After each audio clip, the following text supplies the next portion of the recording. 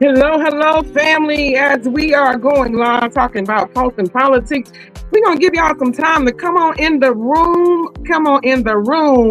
and share, because we got a lot to talk about today, don't we, Will? We absolutely do.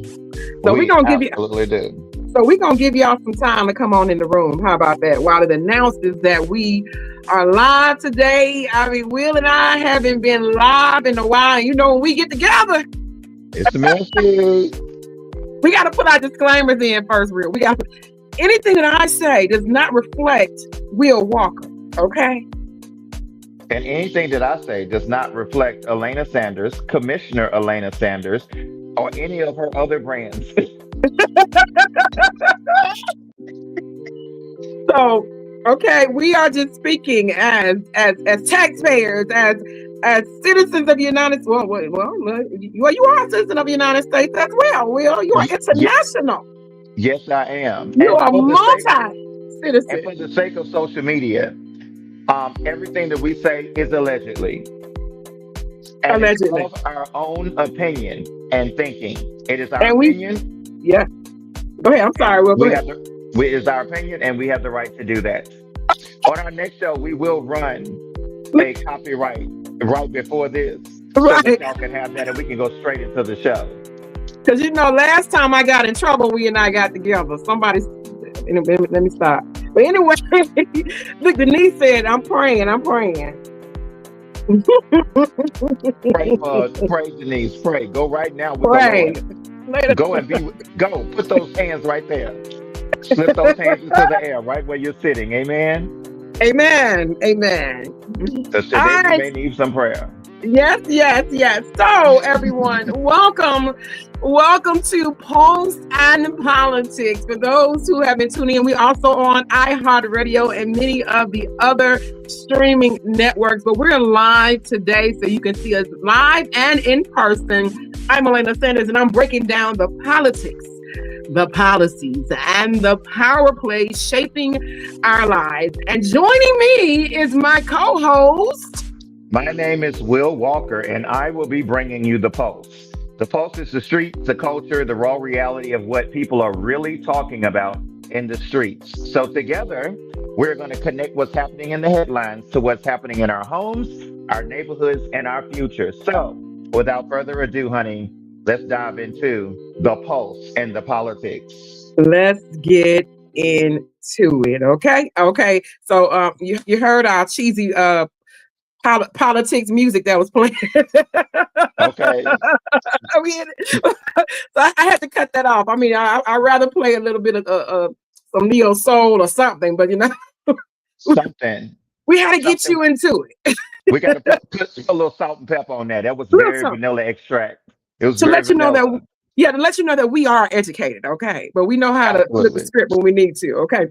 So let's get into it, Will. I know you've been seeing what's happening, especially here in Atlanta when we talk about politics, especially what's happening in Fulton County. And I really want to Mhm. talk about that portion with Fulton County. For those who don't know what's happening in Fulton County, it has been a huge political topic. There was sometime last year where the Board of Commissioners voted not to reappoint, and it might have been this year, to reappoint the Republican candidate. I would say candidates. I always say candidates. The Republican appointees to their board of elections due to some of the things they were doing. I would have to say allegedly, but also they have the evidence that was stated all over the news. But allegedly, what they were doing as they were appointed, sitting on the board of elections for Fulton County, so they voted them off. Okay, so the Mhm. Republican Party sued Fulton County and had a judge rule to say that they must appoint. And that ruling is really tricky. And I've heard some of the commissioners say you have a couple of lawyers that are actually on that board of commission, which is great as well. But I heard some of them state that the judge is looking to reappoint the people that they did not want to appoint. And it looks like the judge wants them to all vote yes. And we know, me being elected and sat in that role, and Will, with you working with candidates and knowing how this work as a political strategist, that the elected official has the right to vote yay, nay, yes or no, abstain, or don't vote at all. Okay. And that's the ones you see that probably don't show up. Okay. If they don't have an Mhm. excuse. let me put, and if they don't have an excuse, okay, that you have people who have situations where they cannot show up for those meetings that are very prominent. So you have that right as an elected official to do that. But it's really concerning to me, and I think to some of the board of commissioners of Fulton County as well, that a judge will tell them that they have to vote. Now, what I was hearing from some of the commissioners was that it's not that they don't want to vote. Yes, to Hmm. place someone on the board, on the board of election board in Fulton County, is that they don't want to appoint the same people that were causing the issues and doing unethical things. So it's not that they don't want to vote a Republican back to that board, because it needs to be even. I completely understand. Like here in Newton County, you have Republican representation, you have Democratic representation, and you have nonpartisan. So you have to have that blend in order to make sure that your election process is balanced. So I Hmm. completely understand that a Republican needs to be on that board, but what they're saying is you want us, or you're trying to force us to appoint people that we did not vote in. So all we're saying to you is go back to the drawing board and bring us to more appointments instead of trying to force us to appoint the people that we caught, or I have to say, like we have to say, allegedly Hmm. doing various things on the board. So how is that for the people when they feel that a judge is telling them they have to vote? And guess what, Will?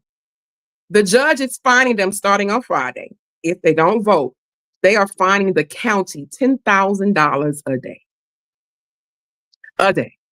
So not only that, it's going to cost the taxpayers money. It's because you're forcing your elected officials to vote a certain way. That's not a democracy. That's Hmm. not a democracy. If you're forcing your elected officials to vote a certain way and they are not comfortable with that, and they are put in place by the people, for the people, and should be listening to their constituency, and you're telling them that they have to vote a certain way. So what do you think about that, Will? What is your stance on that?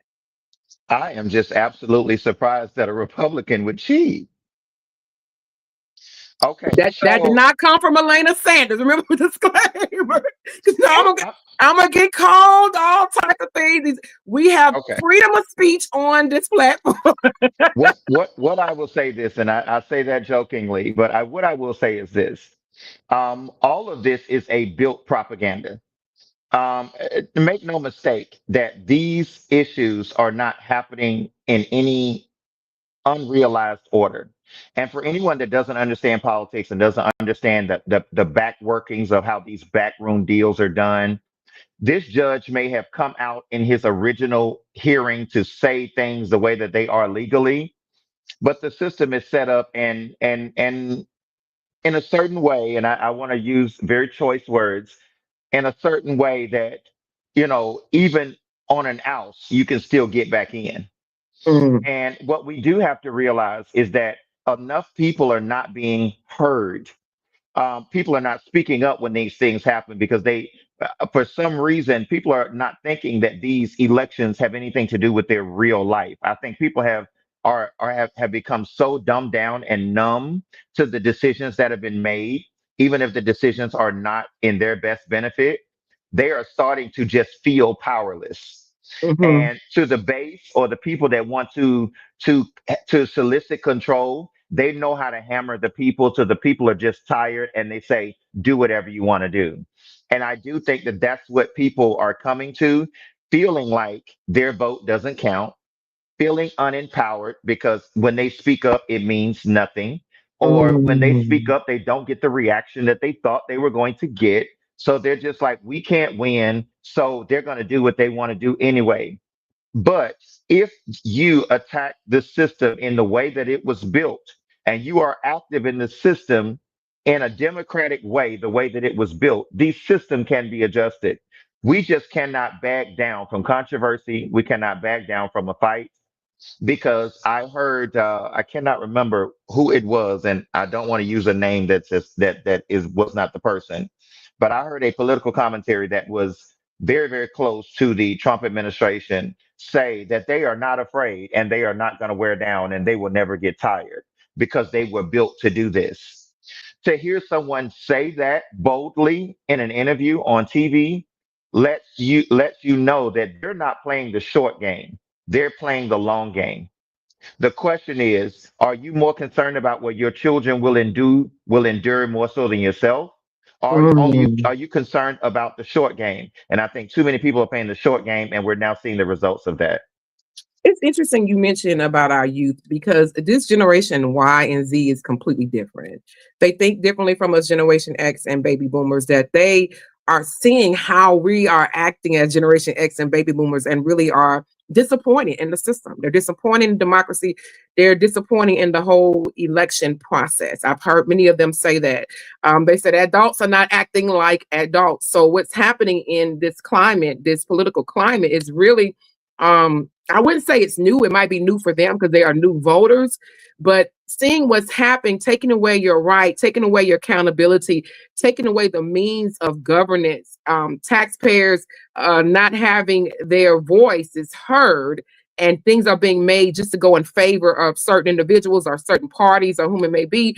This is why we're not getting our young folks involved in politics. What do you think about that? Because the main thing that we're trying to do is also get our youth involved in this electoral process. And they have become very disappointed in what they're seeing in these United States of America. Well, honestly, Elena, I think there's a few things that are not being considered. Um, One thing is the youth has not been empowered the way they were empowered during the civil rights movement. And to a lot of people that don't understand this, let me give y'all just a short synopsis of what's going on. I'm just shy of 50 years old. Okay. My father, not grandfather, my actual dad, who has passed on now, was 16 years old when the March on Washington happened. Mm, My father. Okay. I took him to the 50-year anniversary of that reenactment of that march because the statement that he said to me was very powerful. And I still hear it in my mind today. He said, "I'll never get a chance to see a hundredth. I will only get to see the 50th anniversary. I won't live long enough to see that." My father was of the generation that understood that whatever I participate in will shape the world that I live my grown life in. hmm. And my grandmother put him on the bus to go to DC from Alabama so that him and his high school friends could go and be a part of that March on Washington. Right. And we think, and this younger generation has so many more options, which is a blessing and a curse because now Technology. technology has made it so that the digital nomad lifestyle and the displaced lifestyle and making money virtually has become the new way of living your life. And as amazing as that is, because I'm a part of that generation now myself, living abroad, as amazing as that is, it also leaves the infrastructure that you left behind crumbling. Mm, Because when you should have been fighting even before you left it to the people that have outaged. There will be no more Maxine Waters. wow. That's it. And that's sad to hear. And but you're right. That is sad to hear. Yeah. And now the people that are left behind are the people that are our age, and we are aging out of the system that we're trying to correct. Mm, And there's only so much fighting we can do without empowering the youth you. and the young people, because what young people have to understand is what we're fighting for is you. Hmm. You got enough money to get up and leave. You don't. That is true. That is Okay. so true. We got enough money to sell a house, sell some condos, and get out of here. You all are still systematically one bad decision away from being trapped in a system that you did not fight for. And we do have to be mindful of that, and we do have to reinvigorate the children because if the 16 to 25, I would say the 15 to 25-year-olds don't get involved in this, whether it's from the Instagram, TikTok, Facebook side, and just using their social reach to induct change. Mhm. That's where the power is. Remember, President Obama was the first president to ever win president of the United States based on social media. He That is invigorated the true. base with social media. That is true. Imagine taking those millions of cultivated followers that you pitching those them blenders and flip flops from Alibaba and turn them into voters.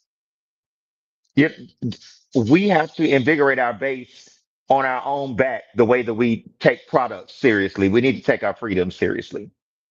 Now, I'm the political side. You're the pulse side to the streets and the community. So, what do we have in regards to pulse of the politics, or just pulse? Period. Well, since we're talking about pulse and we're talking about decisions that were not made, let's talk about RFK Jr. RFK Jr. has tightened his grip on the public health and vaccine and outed the top CDC official, Mrs. Susan Moranes. She was abruptly ousted about a month into her position, meaning she had not even held this position for a month and was ousted. The showdown happened as the House Secretary Robert F. Kennedy decided the vaccine policies needed some changing. He revoked some of the COVID-19 approvals. And the reason he revoked them is because she would not endorse the changes. Now we are talking about her departure has tripled a cascade of things that are going to happen. Five key things that I definitely want to highlight for people that don't understand. Five key results that will come out of this CDC being weakened is slower outbreak response, Mm-hmm. which is what we face in the outgoing and incoming of a new administration, which is delays of detecting and containing new infectious diseases and allowing them to spread so rampantly, like they did in Mm-hmm. 2023, that we will be playing recon instead of prevention. Number two, confused public messaging. There's a lot of mixed signals, just like it was for vaccines, treatments, and safety guidelines, which is fueling entire miseducation campaigns and distrust, just like what happened in 2021. When COVID became rampant, everyone had an idea. Some people, I won't say who, said maybe you should take some bleach and take some bleach and maybe that'll kill it. I'm not going to say who said it, but it might have been a president, allegedly. We don't need miseducation coming out. On top of that, lower vaccine rates and the erosion of public confidence will lead in an even more destructive decline. We did not trust the vaccines from the beginning because all of a sudden there was no vaccine, and then there was a vaccine within days of a mysterious disease showing up. We Right. don't need global ripple effects. We need to partner with other countries. We're weakening and undermining our global disease policies, and surveillance and operation is becoming a very, very big problem. And the end result is going to be national security risk, which I don't think people understand. A vulnerable CDC reduces CDC's United States preparation for bioterrorism, pandemics, and health emergencies. And it also is tied to climate change. When people cannot figure out what to do, how to do it, where to go, where the erosion actually starts, they have nowhere to trust, nobody that they trust to get information. Just like in the HIV era, when no one had answers for how HIV Came about. Yeah. any STD or highly contagious disease is spread, people come up with hypotheses. This is why politics matters. We think that this stuff does not matter, but the wrong person in office leads to a series of wrong decisions and encourages erosion in our political standpoint. And as if we don't have enough problems, what we don't need is public policy issues that cause people to panic Right. and either make the wrong decision for their health or make no decision at all, which is even worse. I mean, what are your thoughts on that? Because we both went through Well, the COVID situation, and I see what's going backwards. yeah. One of the things that has me concerned, my daughter is in the medical field, and so Mhm. with what's happening on the federal level, a lot of funding for research is being taken away, to even where Mhm. she's in her last year and she's seeing a lot of her professors get the boot because the research dollars are gone. Their labs are closing. They're losing their jobs. Now, these are professors who are teaching the future to become your future immunologist. For those who don't know what an immunologist is, those are people who actually make the vaccine, those doctors who make the vaccine, which my daughter's going to school for. Those people who are sitting in labs and testing how to get rid of AIDS, or how to get rid of an STD, or how to have better vaccines for various things. And what's happening on the federal level, they're getting rid of those research dollars, which those students who are going to school to be medical professionals are not going to be able to have the funding to continue their education. Those teachers who have labs, who are teaching and doing fellowships for those students to become those professionals, their labs are closing because the money is not there anymore. So what's going to happen is our medical professional industry is going to decline. And that's the scary part, where it entwines with the CDC, because when you don't have medical professionals, people you're trying to take over, those who are already in the field and actually studying new research, because there's new things that come out, new strands of diseases that come out. We have a different strand of COVID that's coming out. We done had Omicron. They're going to go down the whole Greek alphabet, Alpha, Phi, Omega. They're going to go down the whole alphabet sooner or later. But we don't have people, we're not going to have enough medical professionals that are going to be able to assist with this and the research dollars, because at the top, they're getting rid of the funding. So that is my huge concern. We need to have the science. We need to have the people testing the theory so we can stay safe in this world. And if we're allowing those various things to happen, well, I wouldn't say allow, we're voting for the people who are sitting in these seats to allow for this to happen. I'm afraid of what United States is going to look like. I am truly afraid of what we're going to look like in the future. And I'm truly concerned for those who are in school to become medical professionals, our future doctors, our future research doctors, those who are in the labs, those who need the various study those dollars to go and do the various research are not going to be able to have it. And they're not going to go into that profession anymore. So what's going to happen to our medical industry? You know, what's funny is that I really would love for you to tie in the politics to this, because there is something that I think that me and you have discussed vaguely a few times, that in my personal opinion, let me say that, in my personal opinion, I believe that no one of a certain age should be in office. Mm. There has to be a term limit. You should not be running any country at 80 years old, because you are too old and you have seen too many changes. You will not be around to live in the policies that you create. And I think this maybe ties in my opinion, to why it is so important for young people to become politically connected and get into politics as early as possible. The Mhm. aldermen, the Mhm. county commissioners, senators, people need to be running for office, because it makes no sense for a 75-year-old person that remembers when it was legal for Black people to drink from a water fountain are now making decisions for me. No, no, ma'am, and no, sir. You go and you eat your yogurt and you let the 25-year-old people make these decisions, okay? Go and get you a So, yogurt.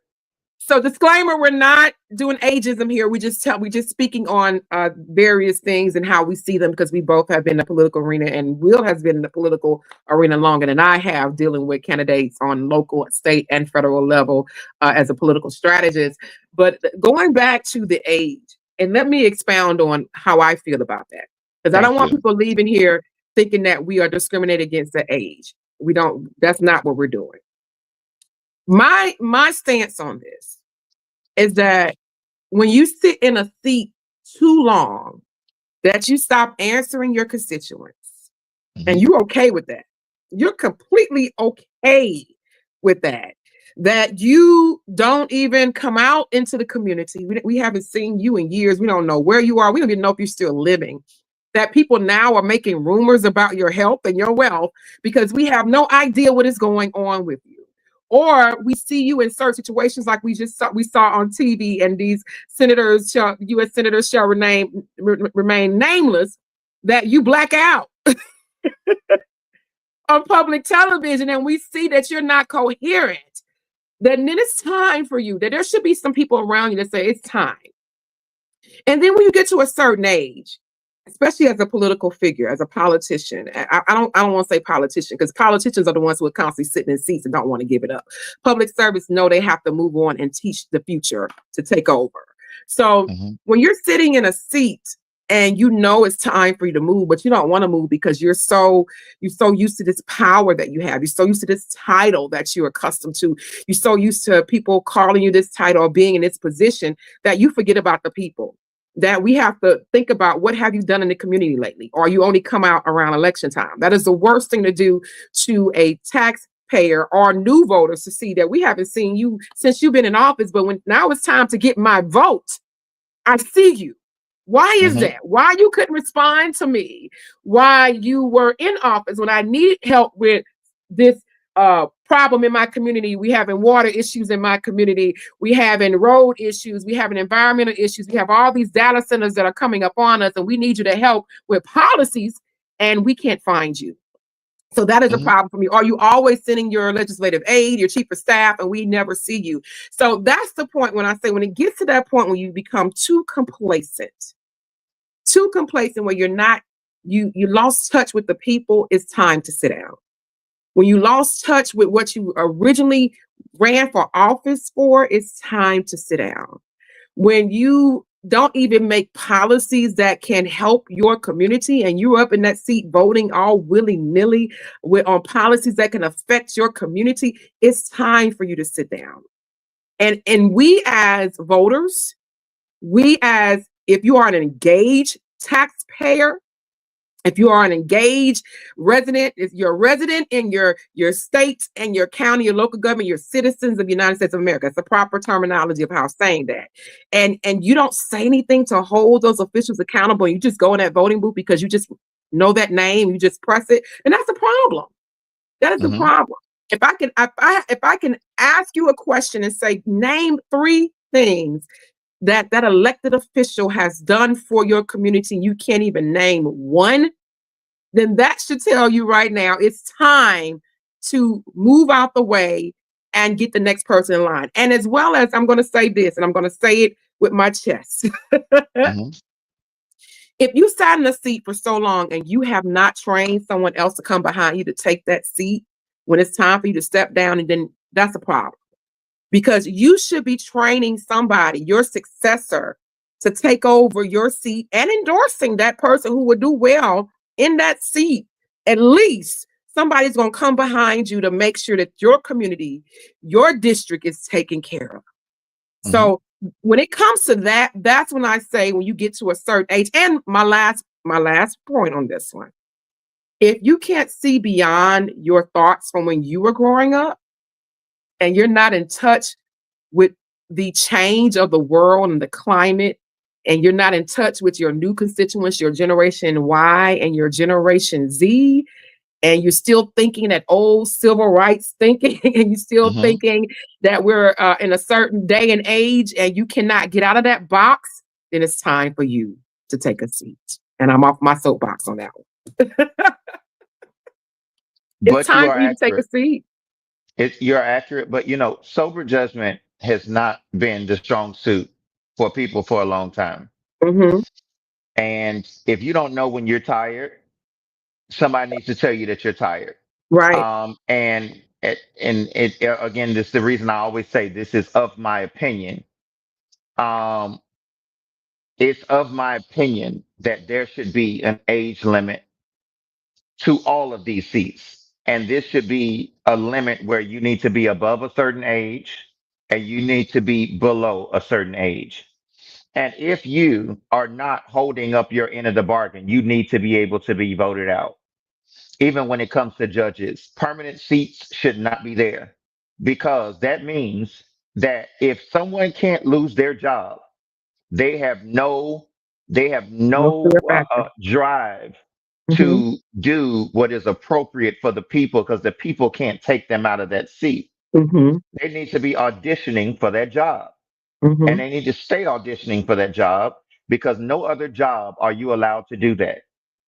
That is correct. That's definitely, and you hit the hammer on the nail, because when you feel that you are untouchable Mhm. and that no one will vote you out, and that's a problem. And I know we kind of twisted the show, but it's good. We went to a level of the voting and citizens engagement, and people don't realize that they have a civic duty as a voter.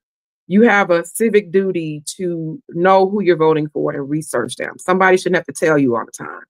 If somebody is running for a position, you shouldn't just be going in there voting for a known name if you have not researched them to see what they have done for the community. You should know the good, the bad, and the ugly about that person as well and get the facts. I think 9 times out of 10, a lot of people are lazy when it comes to voting and lazy are coming to research what's happening within the community because they depend on others to tell them. And again, 9 times out of 10, the information they receive is wrong because they don't research it. It's wrong. And we have to do better with that. And that's why we are receiving what we have now is because people don't do their research. And you get a lot of people with voter remorse, like, oh my God, I can't believe I pressed that button for this person. And look where we are now. And it's too late. It's nothing you can do about it. You got to wait till that term is over unless something happens to where they have to be taken down legally. But it's too late because you have not done your research. That's the whole point of it. And to hear those people who say, I don't vote because my vote don't count, my vote doesn't matter. I'm so sick and tired of hearing that. I am so sick and tired of hearing that. Of people saying my vote don't. Go ahead. I'm sorry, Will. Because they would not be trying to suppress your vote so much and gerrymandering and redrawing lines for all the young people that don't understand how this has created a culture of poverty in our community. Something as simple as redlining. I saw a video, a girl was like, what redlining got to do with anything? That's years ago. I'm like, baby, don't you realize that your parents couldn't buy a house and create generational wealth so that she could refinance and take that money out and send you to college? Now you on OnlyFans. Okay. So the problem is that you all of this stuff trickles down and it becomes a way. And I do believe, and this is my soapbox, Alana, Okay. that when you don't hold up to campaign promises, and I'm saying this to the people that are getting into office, and I'm putting on my political commentary hat here. If you don't hold up your campaign promises when you get into office, I believe that should be impeachable because that's putting something on your resume that you didn't do. Lying on your resume to get the job, and why you lied on your resume to get the job. That's Now a you're good going. one. You can't flip the script once you get in there. If you said that were going to fix the schools, if you said that you were working on reform, if you said that you were going to overhaul this department or that department, and all of a sudden you in London at a ski resort with some mysterious people, and we can't find you, and the schools are falling apart, but there's no one to run against you, so you get reelected every cycle over and over and over again. This is what happens because people feel like they have just lost. We did the best we could. They can't be held accountable. If you do campaign Right. promises and you get in there and don't do your job, you should be able to be impeached for that. That is Yeah, a good because one, Will. you didn't do your job. And this ties into the other topic we want to talk about. It kind of flows into it when you're talking about redlining, and we're going to talk about the redistricting, what's happening in Texas. Please.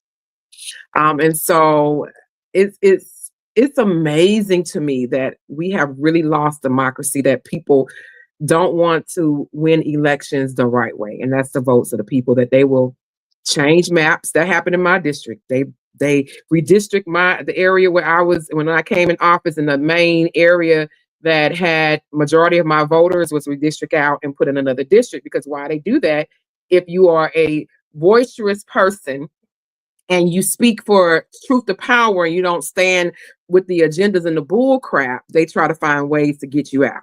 And that's what they do. And so what's happening in Texas is just so blatant. I mean, it's just like hitting you right in your face, to where not only that, you are forcing and you are doing false imprisonment and locking elected officials in rooms and telling them they cannot leave until they sign a document, and they have to be there. I mean, when did we come to this in the United States of America? Now, it's interesting to me because we don't want to revert back, but thinking about what happened in the past with our ancestors and those who earned the right to vote, that happened during that time. But we were supposed to overcome.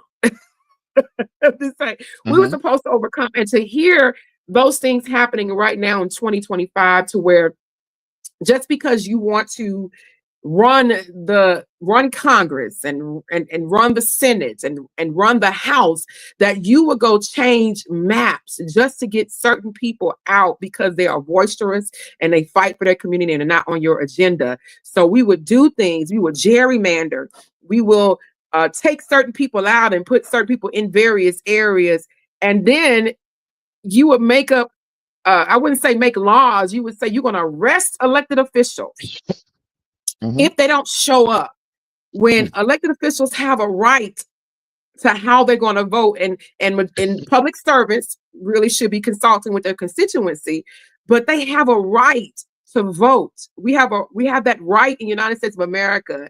And what I see what's happening in Texas has been unbelievable to me. Am I shocked? Oh no, I'm not. And that's sad. I should be, but I'm not shocked. But what has happened in Texas, I wouldn't say it's setting an example for our southern states, but we have to keep our eyes open to see if they're going to try to move that throughout all of the southern states, because that is just so amazing to me. What do you think about that portion, Will, what's happening in Texas? And of course, one of the main things has to do with my girl, my soror Jasmine, trying to get her out and her voice. So it's unbelievable. I'm gonna let you speak on that a little bit as well.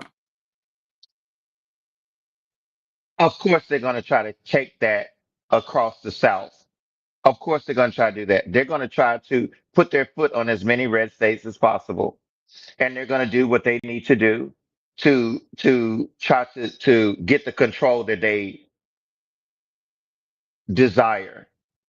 This is the problem. Fighting fair is an issue when it's not a fair fight. Mm, Okay. Um, the mm, reality is, I don't blame everyone. I blame one sector. The people that were supposed to attend to the unchecked power.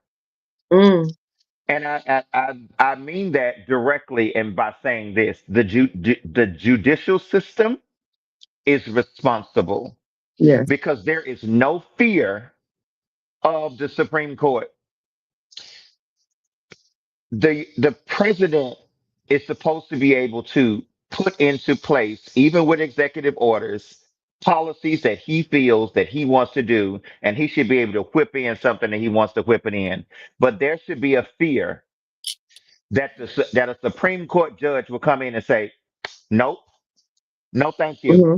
Hmm. illegal, cut it, bring them back, shut it down. I'm done." There is no fear of that because guess what? The first thing they did was stack the court.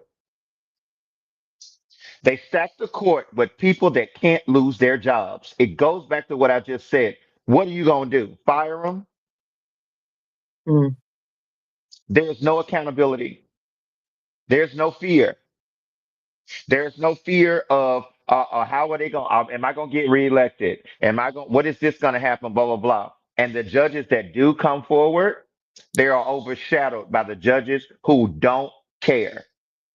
Something that me and you talked about right before we ended our series of podcasts last time hmm. is um what was the subject was what we were talking about is the reelection of Hmm. people, and we were also talking about what how do I want to phrase it? I want to make sure I don't say it in a way that I'll regret.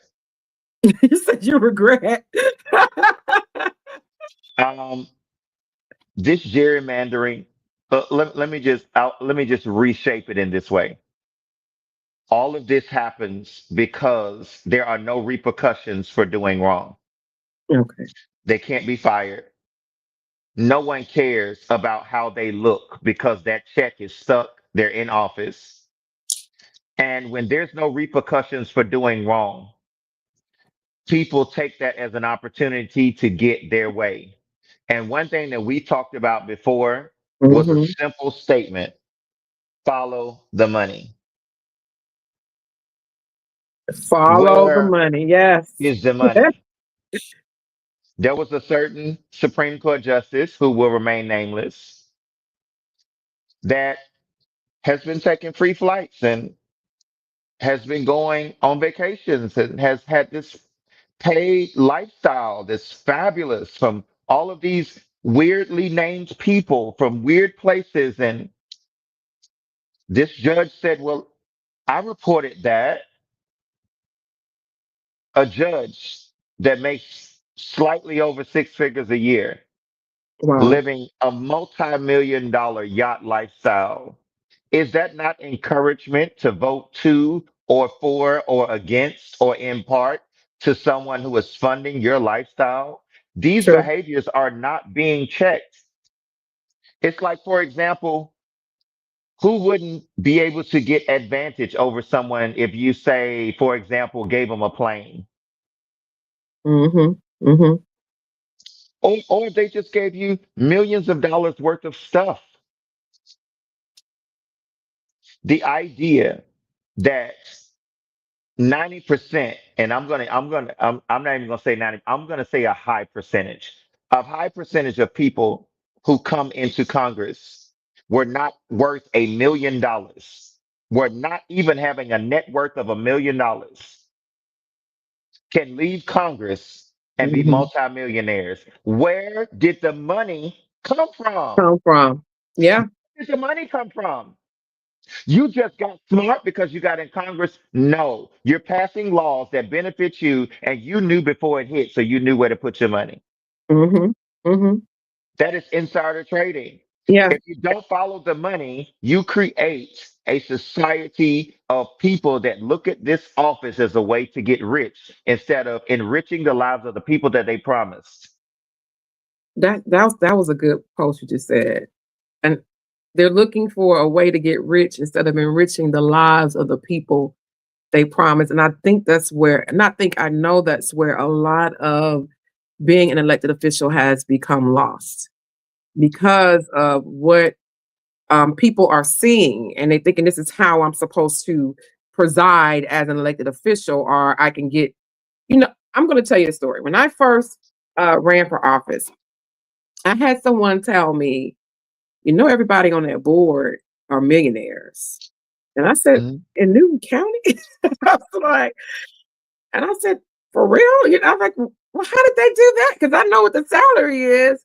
He said, everybody on that board is almost near millionaires. And I said, well, I don't believe that because I some of them I know personally.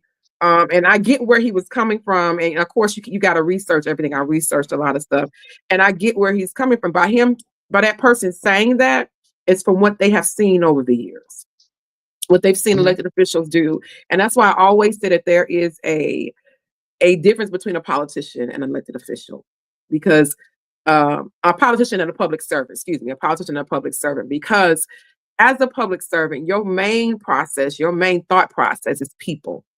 Your main thought process is how I'm going to make my community better, how my existence in this position as a leader is going to benefit the community that I serve, and understand that I am a servant, not here as a dictatorship. And so that's when you get great leaders. Until we understand that factor and that people hold their elected officials accountable and use those ethics systems and boards and report those various things, then of course, like you stated, Will, we're not going to have a democracy. This is not about a Republican. This is not about a Democrat. This is about people. I said I've been saying this for the past we're in month eighth month Mhm. of this year, that we're now the people party.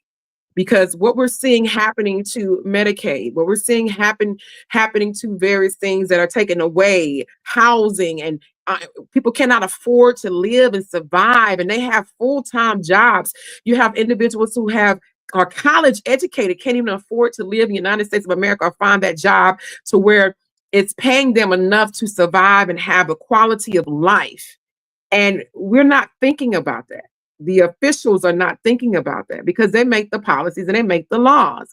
And the people who are voting these individuals in are not holding them accountable. And I'm going to say this, whether you're a Democrat or you're a Republican, independent, or whatever you're running on, because in some areas you can run on various other parties. If that official is not doing the right thing for the people, then you have a duty to hold them accountable, whether they're a Democrat, Republican, independent, or whatever they're running on. You have a duty to hold them accountable and let them know what they're doing is not right. That to me is just being the character of a person. That's your Mhm. character. That has nothing to do with what party you're a part of. That is your character. That's who you are. And if we are not holding these individuals accountable, then this is what we're going to get. That's why you get people saying my vote doesn't matter. But those who say my vote doesn't matter, you weren't even part of democracy anyway. You wasn't even engaged in this They process didn't vote. anyway. You didn't vote. So you have no idea, but you want to complain after the fact when your various benefits are taken away and you want to know how that happened. I'm gonna say because you didn't vote. You Hmm. was that percentage that could have got us over the hump to get the right person in place. So, and I'm going to say that again, this is not about Democrat or Republican. It's about people doing the right thing for the people and making sure that the people are taken care of. It makes no sense that we are the richest country in the one of the richest countries in the world, and you have so many people who are homeless. You have so many people who cannot survive. You have essential workers, firefighters, your law enforcement, and teachers who can't even afford, people who are saving lives in all aspects, saving lives in the classroom, trying to get our next future ready and rolling for what's going to happen, and people who are trying to save you as far as the law and from crime and so forth. They can't even survive based on their salaries or buy a house here in the United States of America because we have officials who don't have a backbone. We have officials who are sitting in office who would not stand up and are afraid that if they stand up, they're more concerned about losing a seat versus saving lives and saving the people in their community. That is the reason politicians like shout out to Alexandria Ocasio Cortez, Jasmine Crockett. These women are relentless because they had to get it out of the ground. They were not Mhm. trust fund children. Because one thing that wealthy people know, and let me talk to the people that are middle class and below. Let me help you out with something. Keep on playing around and not voting and see what happens to you. It's all fun and games till your grandmama is in your spare bedroom because you know most nursing homes are subsidized by Medicaid.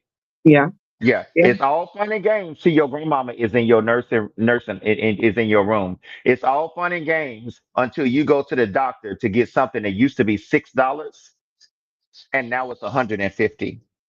Mm, Yeah, it's all fun and games until the emergency room that's only 5 minutes from your house shuts down because you're in a rural part of Georgia and there's mhm. only five hotels. There was a report that came out that 75 hospitals have shut down in rural areas. Where are these people going to go? To This, get the in my medical service. opinion, and I'm gonna say allegedly, feels like a plot to delete the people that are sick to evaporate the system and clean the system out. We Mm, have family members that are a part of that exact system that we are not voting to support. And to add insult to injury, I want y'all to think about this. The countries that we are subsidizing, I can name five of them that have free health care, and we're subsidizing them. yep, You telling that is me so the true. richest country in the world, you can't get free health care? They got it in Denmark.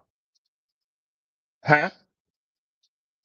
Yeah, Canada. In, in Mexico, you can go to Mhm. the doctor for 1,000 pesos, get your prescription, get to see the doctor. They'll diagnose you, see you, and everything for $50. I was going to ask you to convert that to American. Thank you for converting that because everybody don't know the conversion of the And and peso and to. it's and if you're a Mexican citizen, guess what? You can go to the community hospital for free. Mhm. And we're talking about doctors that were trained in the US, trained in Canada, trained in South America. These are not bootleg doctors. The definition of a third world country has changed. I need everyone to look up what the Mm. definition of a third world country is and come back and tell me, are we what we used to be? Because if we look up tomorrow, America gonna be a third world country the way everything is happening. And I need and you mentioned some of those things. I need for us to open our eyes and not think that these things are not happening around us. We have to pay attention. As I mentioned earlier about the homelessness, I was mentioning that it's amazing that I've talked to some of my neighbors. And I say neighbors because I live in the area.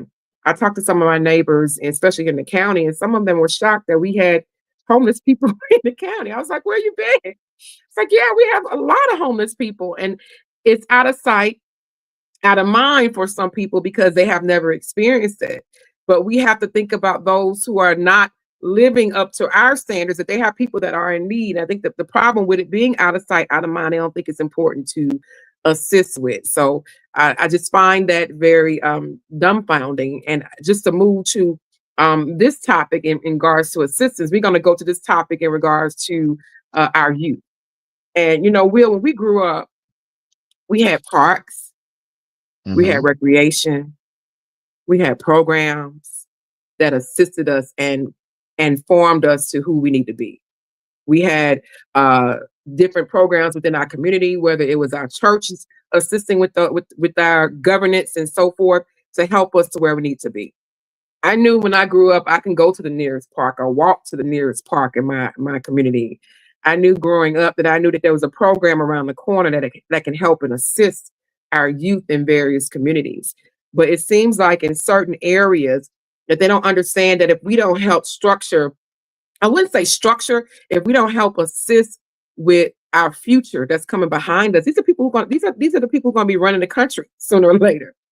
These are the people who Hmm. are going to be the next elected official. These are the people who are going to be the next law enforcement.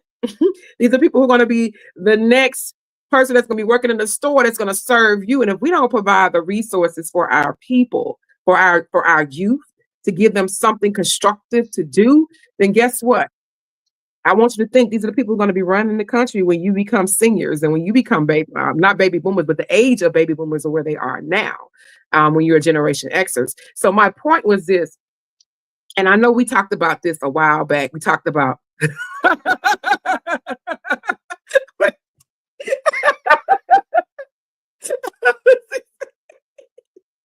we talked about this a while back. Hey, you had those situations. Hey, we talked about this a while back, and our West Side Youth Facility that's here in Newton County. Okay. So this is Hmm. a project, and I'm going to break this down, and that was one of my topics of the politics to speak on. Is that this is a project from 2017, right? And for those who don't know what a special purpose sales tax is when it's put on the ballot for you to vote to decide to increase your sales tax by 1 penny to be able to, Outstanding. yeah, that 1 penny of your sales tax to support parks and rec, capital improvements, roads, various things that happen within your community to help versus increasing your millage rate. These things are going to pay for the resources that you need within your community. So in 2017, Newton County voted for a youth facility, which is very much needed. I wasn't in office at that time. I was another commissioner who that project was for, which is a great thing we need in our community. Our side of town is the most dense and has the most children. So those things are needed. Hmm. This side of town has probably, it is, this area is the area that has the less parks and recreation. So it's very much needed. So I want to break down the difference between sales tax and property tax. Your sales tax Please is when you do. go to. Yes. I got to break it down because people don't understand and like you're going to increase my tax. Let me explain the difference between taxes. I believe in educating. So the sales Hmm. tax is when you go into the store and you buy that candy or you buy your groceries. That's the tax. Your property tax is assessed. You have your tax assessment by the taxes, I mean, your home assessment value from the tax assessor, how much your house is worth, and then your elected body, your board of commissioners, your city council, and here in Georgia, you have your board of elections can place a millage rate on that. Okay. And then Hmm. there's a certain amount of mills that they can go up to in the state of Georgia, and some other counties have different laws that were approved by their legislation that they can go higher. Okay, so there's a difference. So SPLOST is a sales tax, like when you go to the grocery store, the restaurant in your area, and that 1 penny you spend when you go out and splurge or buy your groceries or your needed items is going towards a project. So Hmm. this project for our community. Now, I think you kind of know the community. This community is majority Black and brown. I mean, this is a census. This is a census, people. So when I say this, I don't need people to say, "Oh, she's being racist." No, I'm giving you statistics. Okay, this community is majority Black and brown. It is what it is. Hmm. Get mad at the census. I have no control over that. Okay, and so you have your most kids over here, and the most schools are in this area. No sidewalks, no nothing, nothing for these kids to do. Kids are riding their bikes in the middle of streets and highways, which is dangerous. So to Hmm. have an elected body to say that the youth in the area that's paying taxes don't deserve certain things or see a return on their investment, that's when I have a problem with elected officials. That's when I have a problem with politicians. That's when I have a problem with people who stay in their communities and they have the resources that they have Hmm. and they don't see what other communities are in need. And they barely come on that side of town. Some of them said that I don't even go on that side of town. So you haven't even really talked to the people to see what they need. And that's a problem I have too. If you are an elected official serving in a certain area, you should go visit where you actually are serving. You should go see every part, the good, the bad, and the bad and the ugly of those towns for yourself to see what is needed, not what somebody tells you, because that lets me know you're not truly doing your job. You should be able to do that. But for elected officials to say that the youth are not don't need certain things and putting out propaganda to people to get the community just riled up, that is just amazing to me. And I don't know, I don't know if that happens in your area, Will, or had it happen when you grew up, or various things. I'm just trying to understand that concept. Can you give me some? I don't know. I'm just gonna be quiet for a few seconds. Well, we are from a certain generation, Elena. So I will say Mhm, that. Um, in our generation, we had the "don't be slamming my door," and if you come in, you better stay in rule. You see, that's mhm, that's how we grew up. Either mhm, stay in or stay out, but you don't slam my door. Go outside and play. These politicians, and this is the reason I believe there should be age limits. This is also the reason I believe there should be no rich politicians, because you are too displaced in reality to deal with the woman who has 3 kids and she's a single mother with an mhm, old car, and she got to mhm, drop off 3 kids at 3 different schools and make it to work before 9 to get off mhm, at 3 to pick up all 3 of those children and then go home and cook for them. She mhm, needs an after school program. She mhm, needs a summer program because she needs a break. No matter what you feel, and this is a letter to all the public servants that are active, as well as the people that are going into office.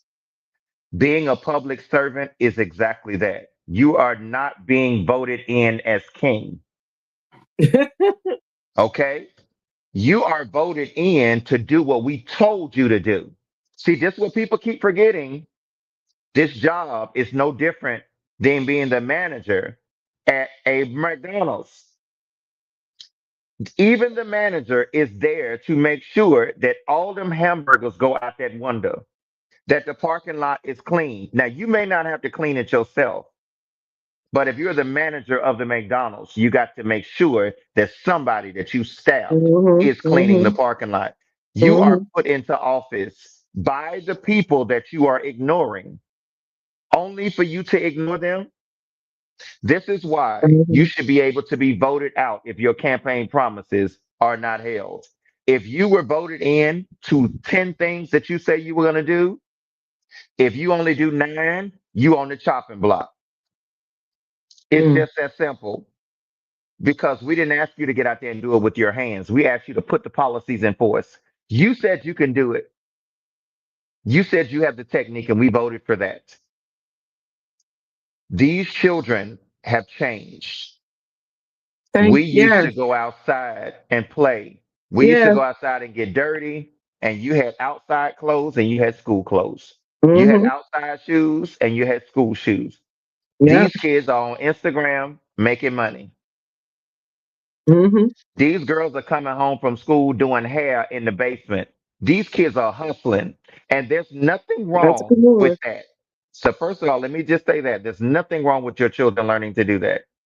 But in China, it is recognized curriculum for children in the first grade to learn AI. And we got kids online twerking. There's a problem. There's a problem because in Alabama, where I grew up, maybe there was women that were single moms Mhm. and they didn't have a father in the house. But there was PE coaches, there was the principals, there was the men that worked at the mechanic shops. There was men that came to the basketball games and sat in the bleachers and cheered for all the boys who didn't have a daddy. Mhm. There was uncles, cousins, older cousins, brothers. There were men around. And they came to the facility and taught the boys how Yes. to play basketball. There were women that came that were older, that were retired, that came and tutored the girls for free. Those centers saved those mothers. Those Mhm. centers replaced fathers. That's the reason that the old parable is still true. It takes a village to raise a child. No matter if you do have a father, you still need uncles. You still need cousins. You still need brothers. You still need sisters.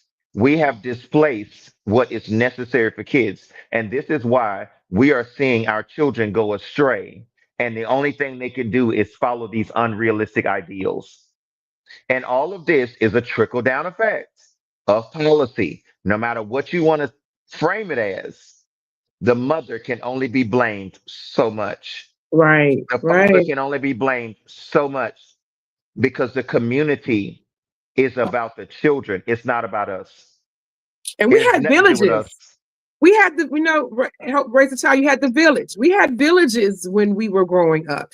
That village is gone. People, we're in a day and age where people don't even know who their neighbors are. Uh-uh.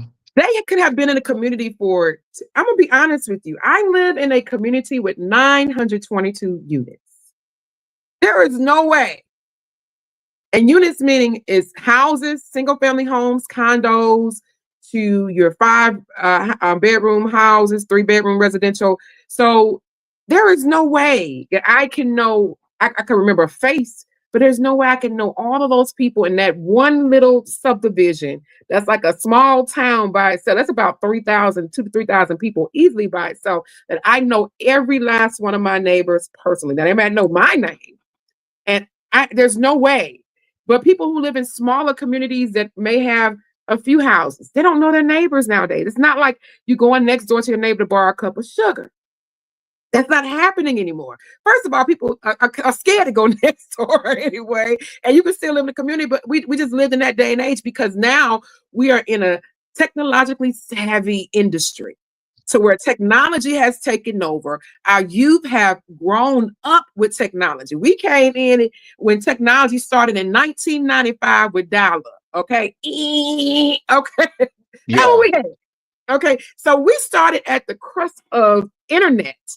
These children are, the internet was already broadband, is advanced. They had Facebook, TikTok, all these platforms to where they, like you said earlier, they are making thousands off just Hmm. posting something. So we're in a different generation. That's what I said earlier about elected officials have to understand their constituency. and they're not serving the same people like when they grew up, or the lifestyle is not the same when they grew up because they had certain things. And when I hear taxpayers say by having these resources for their community is babysitting, I'm not going to use my tax dollars to babysit. Okay, you cannot compare when you grew up or when you raise your kids and you're a baby boomer and your child's a Generation X. That's a whole different ball game. There was a time, and you probably can contest to this, Will, that we knew our neighbors, that our neighbors were so close, like family, that if I got in trouble, my neighbor had the authority to do what they had to do to discipline me. And then not only did Hmm. I get it from, first I got it at school, because there was a time when teachers and principals could discipline you in school. Whoop Then that I butt. got it from a neighbor or a teacher who knew me at the school. Then Hmm. about time I got home, I done had about 3 or 4 disciplines. Okay, to where I know now that I cannot do that anymore. We have laws in place where these teachers can barely say a word to these kids. The teachers are fighting back. I mean, the students are fighting the teachers and vice versa. I've seen some that's happening. So we're in a different day and age. So you have to provide those resources for at this day and age, this youth, and understand how they're coming up. So by saying that, then having a youth facility or having programs for them is babysitting the kids, and you're a baby boomer, understand this is not the same generation you grew up with. I'm trying to think Hmm. of what the generation is past baby boomer. I think they call them super seniors or something. It's another word that they came up with, the people who are past the baby boomer say age. You cannot compare what's happening in 2025 from a teenager that has gone through all they've gone through in 2025, especially how mental illness is on the rise. It's on a Hmm. high. These kids nowadays, and I don't want to say they're fragile, that a lot of them are reverting to suicide before they even get a chance to talk about the situation. The first thing Hmm. they think about is suicide, to kill themselves. So you Hmm. cannot compare. We were raised, Will, to say you better take it. You Yeah. better handle it. We were raised differently. So you can't compare your thought process of how you were reared to our youth that's coming up now, because these kids are completely different. But also, Elena, this is the reality. This is a problem. Yeah. Okay, this is a problem because this has made people think that this is what life is. What Mm, is this? This means nothing because guess what? Keep not voting. hmm. Because guess what? At the reality, what's going to happen is when you put this down, you still got to get in your car with registration. Yeah. You still gonna get pulled over on your way to the airport to whatever that destination is, that girls trip you've been planning. You still got to go into the mall and shop for some clothing. You still got to get your hair done. You still got to be bothered with those potholes that's on your street that keep tearing your car up. You still got to deal with the property tax at your house. People are complaining online about light bills and gas bills higher than they have ever been in their lives. You think Mm, that has nothing to do with your vote? Sweetie, you voted for someone who took federal funding away from programs that subsidize the light bill. You thought that this was so far from you until you didn't realize that in smaller counties, there are mm, subsidies that are granted to those counties to bring those bills down to make yeah. them manageable for the people who have lower income. Hmm. You don't have to educate yourself on everything, but knowing your neighbor is important because if you know your neighbor, you'll vote different. Mm. Because you know what's going on in their You know what's household, going on. and You you can know, you know empathize. that woman next door is not just some woman that's sleeping around. Her husband left her. That's why she got 3 kids, and she ain't got no choice. Or Cause see, she's a widow. women can't get up and leave. Yeah. So every woman is not being promiscuous, is not being extra, and every man is not a deadbeat. Some men are doing the best they can with what they got. Some women are doing the best they can with what they got. These votes, these decisions that you think don't matter because they don't, apply to you because you're single and fabulous and you got the nice new condo and you got the nice house. You are one decision away from Away from losing something that could cost you being everything. homeless. One paycheck away from being homeless. Yeah. Yeah. Fool around. I don't care how famous you are. Fool around and don't have no health care and end up at Grady and see what happens. What you say? You popped it again. Pop that. Do that pop again.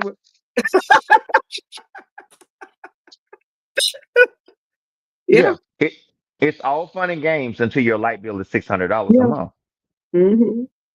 Because guess what? The person that you said that told you that they were going to apply for grants and they were going to apply for this and they was going to fix the Mm-hmm. county and they were going to make sure that the government done right by Fulton and Henry and all these counties. When they don't do their jobs, and I'm not calling anybody out, I'm just calling random counties in Georgia. Okay, so Yeah. don't nobody get your panties in a We wad. got to give disclaimers because you know that. Okay, don't nobody get your panties in a wad, honey. Okay, I was not talking about your county. I'm just saying in general. When they don't do their jobs, it trickles down into your pocket. And see, and Lana, something that you said was so important. If they don't live in that county, they should know what's going on in the counties that they represent, because Mhm. that's their job. Yep, that district. Mm-hmm. Your job is not to be a king. You're not Mm-hmm. a king. The word public servant is literal. It is not figurative. It is literal. Mm-hmm. That's the reason they give representatives a separate phone. That phone is for people to be able to pick up and call you and say, I don't know why, but they got the street shut off in front of my daughter's school and I can't get in there. And they do it every Friday. Commissioner Sanders, please tell me what's going on because I can't figure out what's happening. That's your job. You need to be knowing what's going on. Mm-hmm. Because guess what? When you get back to that box, you're going to be begging for that vote. We are tired of the panhandlers that show up at the church when it's time to vote, but they don't come and put nothing in the collection plate. They don't come at the beginning of church and say, hey, I'm Commissioner such and such, or I'm Alderman such and such. I'm gonna Mm-hmm. be in the Mm-hmm. back after service. I put out a little pamphlet and I want everybody to drop your suggestions and what you're concerned about in your neighborhood. Drop that in the box and I'm gonna pick it up on the way out after church because I need to know what's going on. Right. Because Right. I can't talk to everybody, but I want you to take that note. See, this is what happens in our it happened in our neighborhoods in Alabama. The president of the NAACP, God rest his soul, Hezekiah Jackson, would come and he would ask, "Can you? I need information. What's happening? What's going on?" We dropped the information off, and he knew who to go after. We Mm-hmm. have to be mindful that we got to elect people that have our best interests in mind.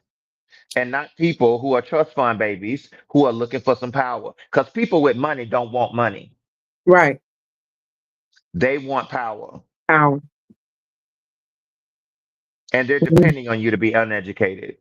And going back a little bit more, and I'm gonna constantly keep saying this: accountability, transparency, accountability. You have to, you have to have a voice. You can't just sit back and complain or get on social media and say certain things, and you have not even attended a city council meeting. You never attended a board of commissioners meeting. You never attended your board of education meeting, which is the highest tax in your county that you pay is BOE. And some of you all don't even have any kids in school and you still got to pay it. But you want to complain after the fact and try to figure out what happened. But if you were in tune from the beginning and holding those people you put in office from the beginning and holding them accountable and stop voting based on, oh, that was my cousin I went to school with. That was we went to school together. Oh yeah. And then you find out your cousin you went to school with, or your friend went to school with, was the main one not voting for policies that you need within your community, what they didn't care once they sat up in that seat. That's a problem. We can no longer be quiet constituents. We can no longer be quiet taxpayers. We can no longer be quiet citizens of the United States of America, because as we can see, it's getting us nowhere. And we have to speak up. We got to show up, and that's the only way that things are going to happen. And I know, Will, we kind of got away from your other post that you had. I don't want we kind of went straight into those politics. But you know what? There's other stuff. The stuff that we would talk about on the post side is great, but I do think that we're on a suggestive role here, and there's something that came to mind that I just kind of want to say in response. Just it's not necessarily about the post. I want to say this: we need to all be doing some critical thinking right now. Mm, Okay, some emotional intelligence and some reverse thinking and problem solving things need to be done right now. And let me elaborate on that. If you don't care about other people, be selfish for a moment and listen to this. mm, When there are no food stamps and people can't eat, what are they going to do?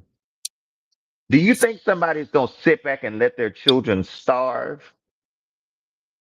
Hmm? Do you think that when there mhm, is no Medicaid and there's no medication accessible, and they know that you're single and live alone, mhm. that they're going to let their children be sick? Hmm? Some of these policies will keep you safe. I don't think that people realize that when people get in despair, they don't die, they attack. And for the safety of yourself, Prime these good. programs should be in place. When kids get bored, they get into stuff they shouldn't get into. If you don't give them an after school program, they'll break into your car and take your PS3. Say that If again. you Say, don't say that one more time. I need you to say that again, because I don't think people get that concept. Please, Will, say that again. if you don't give these children something to do, they will get into something to do. Your cars are not safe. Your homes are not safe. You can't leave nothing in the yard no more. You got to have cameras on your doors because people are not going to starve. People are going to get the medication they need. These businesses that vote in their own interest and say, oh, I'm so happy for this and blah, blah, blah, blah. You don't realize that if you don't vote for the government to subsidize some of these things so that you can be subsidized because you think that since the money is coming in, it doesn't affect you, these small apothecaries and these small little stores, you don't think if they cut the food stamps that these people won't kick your door in to get them eggs and milk out of your store? They're not going to starve. You're going to starve. So either they Survival feed mode. themselves, they're either going to feed themselves with the rich or they're going to feed themselves with subsidies. And these subsidies don't cost us enough for it to even matter. But for some reason, we are under the impression that a society of women that may need Section 8 are freeloading off of the community. No, what they are doing is they are stabilizing the real estate market. Hmm. Okay, so y'all don't want to talk about that because Go I know y'all ahead. might Go want to ahead. hear Go that. ahead. Real estate agent and broker. Okay. Or I'm gonna See, this tell is them how it this is is. the reality. Section 8 properties that are owned by landlords. You talking about plummeting housing values? You wait until Section 8 is canceled in your area and all of the comparables start going down the drain because these owners of these properties have mortgages on them. Now in Section 8, and they bought them for the purposes of using it as an income as an income generating property. These properties go into foreclosure. Now your $400,000 house that's less than a mile, because that's what comparatives are done. That $400,000 house that you got is worth 215. Mm. You should have let the Section 8 go. Let that go. Vote for Section 8, baby, because a stable community is a safe one. Yes, it is. Properties that do what they're supposed to do. These children are going to school programs. They're learning. They're happy. They're loving each other. They're playing in the streets. You never have problems with children getting out of line when they have something to do. but Mhm. hungry people rob people. And that's survival mode. That's not. It's wrong to rob. It's wrong to steal. Let me put that out there. We're not saying it's okay to commit a crime. That's not what we're saying. Is that people are human and they're going to go into survival mode. And if you don't Yes. understand that, you have to put preventive measures in place. And preventive measures in place are having those programs, giving them something constructive, changing the way they think, changing the mindset. And if you, I say this all the time, we have 1.41 million people in Georgia who are on SNAP benefits. 1.41 million, 1.4 million, let's just say that, are on Mhm. SNAP benefits. If you want them to get off these programs, guess what? You got to put programs in place to teach them. Because 9 times out of 10, and this is not everybody who's on benefits, because you have that working person who got on hard times and had to apply for some food stamps and had to apply for some benefits because something happened, their job probably downsized, and to take care of their children, they had to go get those benefits and swallow their pride and go do what they had to do to take care of their family. You have those situations. But those who have been on it for a long time, guess what we don't have? You don't have programs to teach them how to get off of these benefits so that they can educate themselves, learn a trade. Everybody's not is not college bound. We have to understand that. And there's certain jobs that don't require a 4-year degree. They can learn a quick trade, electrician, various things that they can do to learn those various trades to be able to survive. If you have programs like that in place, this can help wean them off of those various benefits and teach them how to live a different lifestyle.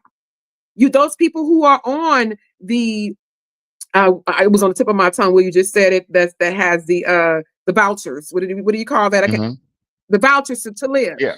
Uh, Hmm. so, guess what? If you put classes together to teach them about home ownership and financial literacy, Hmm. and how to save their money and how to pay a mortgage, then guess what? Once you teach someone something, you know better, you do better, then it can wean them off those programs. But if you don't have programs in place and you just constantly putting people on assistance with no programs in place and putting them and I wouldn't say, yeah, making it a requirement that you have to attend these classes to get Hmm. off of these benefits. And guess what? Now you have a productive citizen, not saying that they're not productive because they're on assistance. So make sure you don't put that out there. Hmm. Now you have a different type of resident in your state, a different type of resident in your county, because now you're teaching them to become homeowners, which makes it what? Makes them property owners, which is what? Property taxes. Hmm. So we don't have those different parameters in place to teach, because 9 times out of 10, they probably didn't come from a background of homeowners. See, when I got out of school, the first thing I thought of was buying a house. Why? Hmm. Because I came from a family where I only stayed in a house. So I probably stayed, when I first graduated from college, I probably stayed in an apartment for 4 months. Actually, I did. I stayed in an apartment for 4 months and I bought my first house at 21. Why? Because Hmm. my mindset was home ownership. My mindset was already formed from my parents teaching me about home ownership, how to balance a budget, financial literacy, and all those various things, because I was taught that. I had the honor and the privilege to learn that from parents who were educators, who were teachers in the school system. They taught this stuff, so they taught it to their children, and that's how that occurred. But if you have children who are coming from backgrounds who have parents who don't have a history of financial literacy, don't have a history of being homeowners, and then guess what? That's what you get. We got to put those various things in place in order to get them off that assistance. But you can't just take away instantly 1.4 million people who are on SNAP benefits, and on those on TANF, you have just the same amount of people who are on that Medicaid. Over 15% of the population in the state of Georgia and beyond, and it's more than that beyond, it's on Medicare. So you can't just instantly just remove a program without having parameters in place. That's not how it works. And I know But we this get past that time, but that's how it works. But you know what? This is also an issue to wrap it back around to politics. This is why it's so important who you vote into office. Because guess what? The one of the biggest employers in the state of Georgia is also the biggest recipient Yeah. of the programs that their employers are using. And Hmm. I don't have to tell you who it is, you know who it is. Their employees, they staff and hire and retain the most employees in most states that are the receivers of these actual benefits that they are not supporting. Yeah. Why are elected officials allowing them to open up new locations in areas that they put more stress on than they give? Why are you paying a wage that requires these same people to go and get assistance from the government and you're supposed to be an employer for that area? Mm. Okay. So if that's the case, why are we even these people should the elected officials, these are things that and the theft is happening right in front of our face. They are being subsidized to the detriment of the community while they make Hmm. record number profits. Hmm. And you got Hmm. companies, and I'm not going to say the names, but you know who they are, who are in our communities, and they come and set up space in our community. They hire hundreds or even thousands of people. They don't pay benefits. The people that are working there are getting food stamps. Yeah. They're getting Section 8 because you can't make it on $12 an hour no more. You cannot. In some areas, it's less than 12. It's the minimum wage is like at 5, still at 5 in some areas. So when you look at that, all of this circles back around to what the one of the topics here is about: politics. The post is the conversation, but the politics are the people that started. Hmm. The people we put in office need to do what we say do. Why are these people only paying this amount of money when I got to live and I live 4 blocks from here? In Atlanta, Hmm. I know too many people that cannot afford to stay where they work. Hmm. Hmm. That's in a lot of areas, Will. And Do you know how many leasing agents cannot live? They can't afford to live on the property that they work at. that they fail. Yeah, they can't. They cannot. And that's you have actually law enforcement who cannot afford to live where they're actually protecting the people.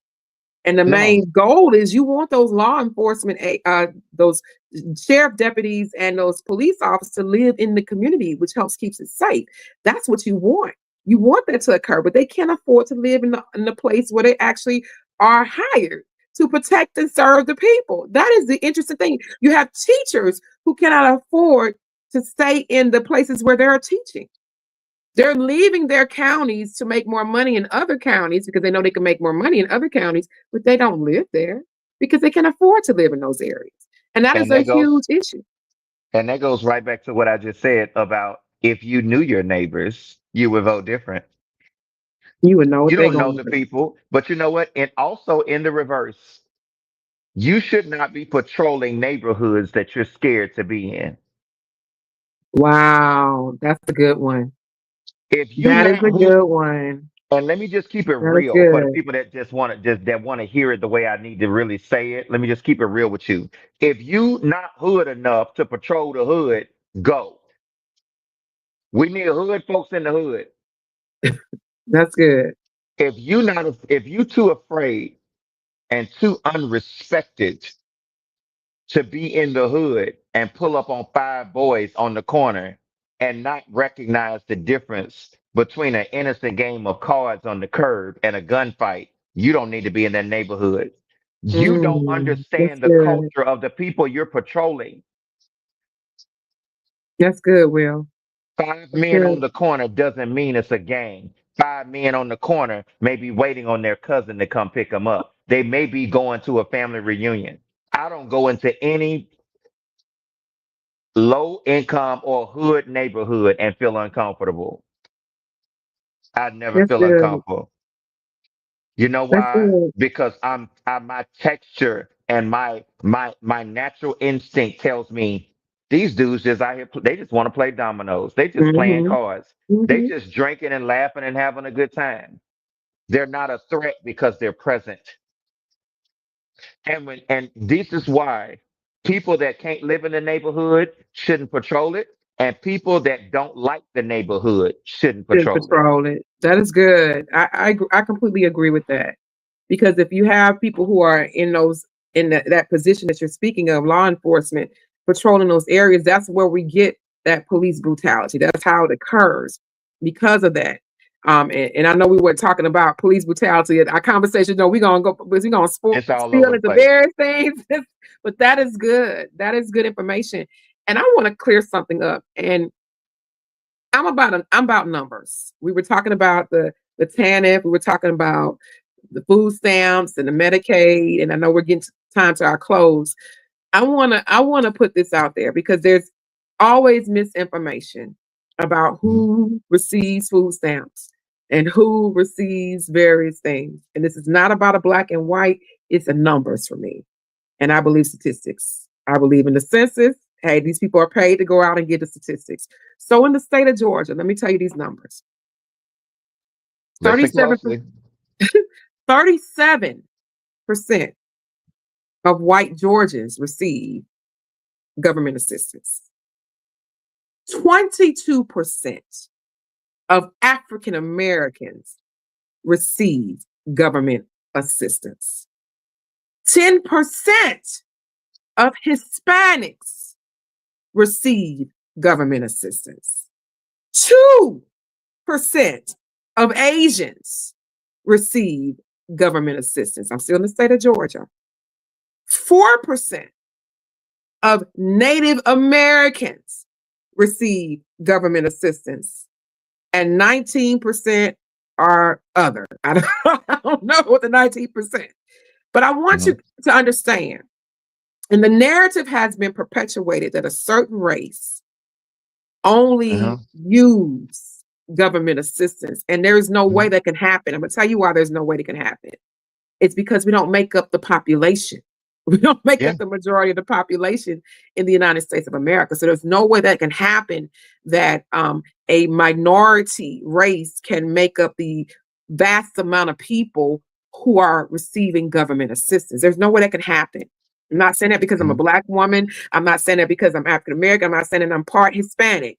There's no way that that can happen. It's because we don't make up the population of the United States of America. So our numbers would not be high.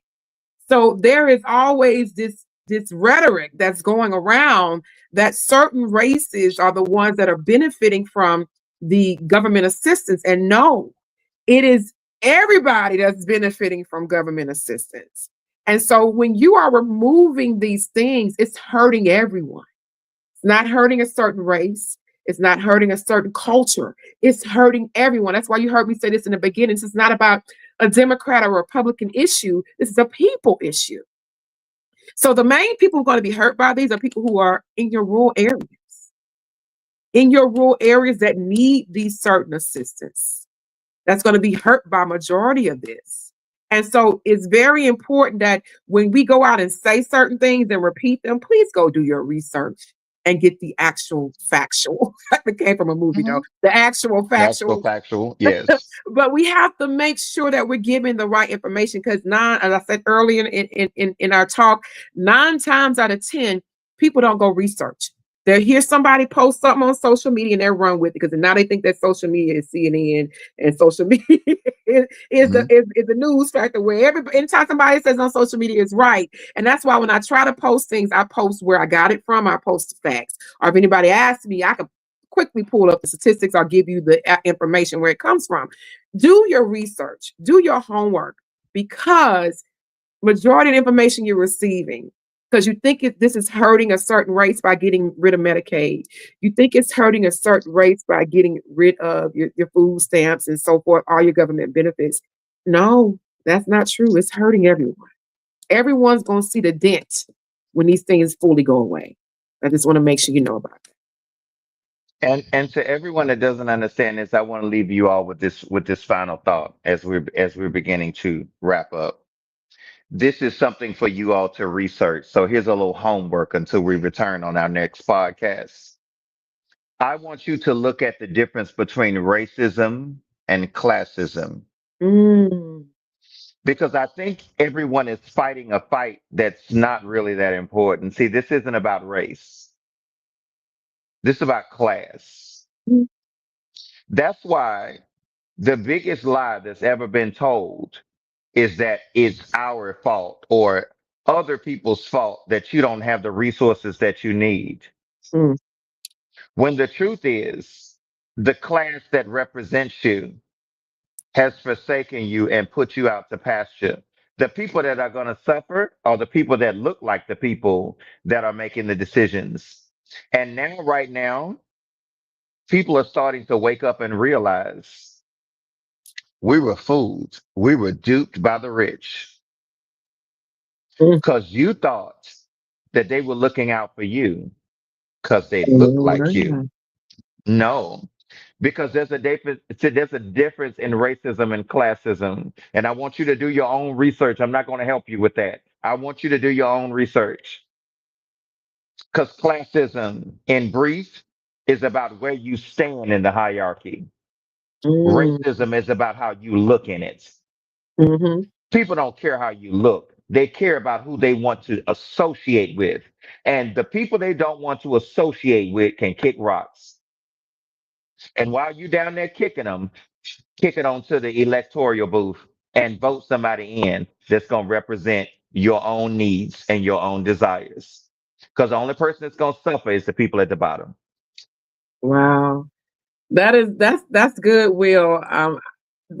This conversation tonight was very much needed. The various topics that we talked about was very much needed. How we broke them down and talk about federal, state, and your local government. I Mhm, encourage everyone that is listening to the sound of our voices to be able to know the importance of voting, know the importance of staying engaged, know the importance of holding your elected officials accountable because the mhm, policies that they make can hurt you and someone else. The policies that they make and the votes that they make can hurt you, your children, your family, the future that's coming behind you, which are your children, if they're not mhm, making the right decisions. And if you see elected officials who are sitting in seats, especially on the state level, who are voting all willy nilly, going against the people, like I said, this is not about Democrat or Republican right now. It's about mhm, people. It's about people. Then you need to call them out. You need to hold them accountable. You need to put them on Front Street to find out what were they thinking. What's the reason why you voted the way you voted, and make them answer you. No elected official is above the law. No elected official is above answering to their constituency that put them in that seat. It is your mhm. job. It is your duty. And if you don't want to do it, then don't run for office. It's point blank. And And I'm if here you to, don't call yeah, them to the carpet, don't complain. Sit don't there and suffer. Be quiet. be quiet. Be Just be quiet. quiet. Suffer in silence. That what's that old I would say statement. If you don't vote, you can't complain. You You can't can't. complain. And it's as simple as that. Everyone, this was Pulse and Politics, where we bring you the topics, the issues that are affecting the people of today. As I bring the politics and talk about the various legislation and various things that are happening, Will brings the what? The pulse. And he brings the pulse that connects to the community to understand how it affects those legislation that affects our community and how we need to come together as one, not as a party, as one to make sure that we are doing what we need to do in this United States of America. Now we know we all have different issues and values. I'm a part of a party that I stand for their mission and values. Yes, I do. But I also understand that when we're having situations that benefits us all or can hurt us all, whether we're Democrat or Republican, then that party situation goes away because now you're hurting God's people.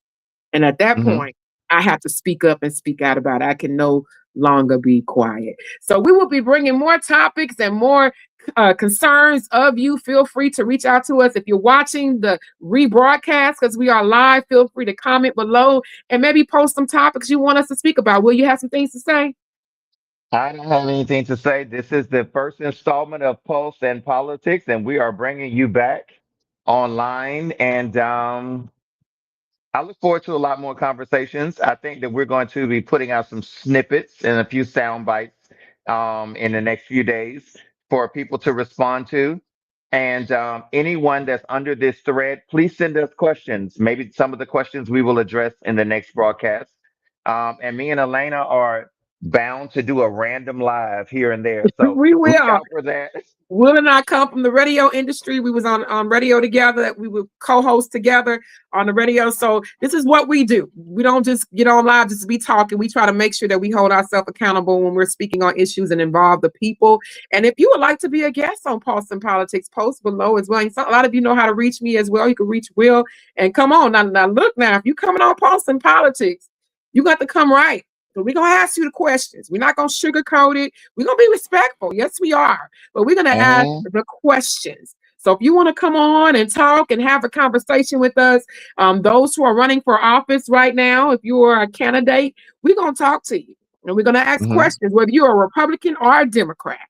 We're going to talk mhm. to you, independent, nonpartisan, whatever it may be. Whatever party you're running on, we're going to ask you the questions. Now, I'm not going to hold it back.